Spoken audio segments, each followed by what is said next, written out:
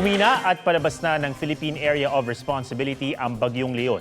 Sa 11 p.m. bulletin ng Pag-asa, huling namataan ng mata ng bagyo, 445 kilometers hilagang kanluran ng Itbayat, Batanes. May lakas itong 120 kilometers per hour at bugsong aabot ng 165 kilometers per hour. Pahilagang kanluran ng kilos nito sa bilis na 25 kilometers per hour.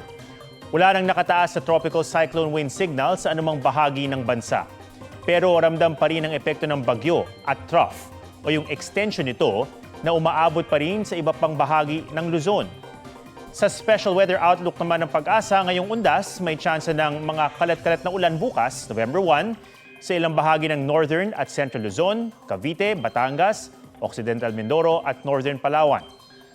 Sa November 2 at 3, unti-unti nang gaganda ang panahon sa halos buong bansa, pero posible pa rin ang localized thunderstorms lalo sa hapon o gabi.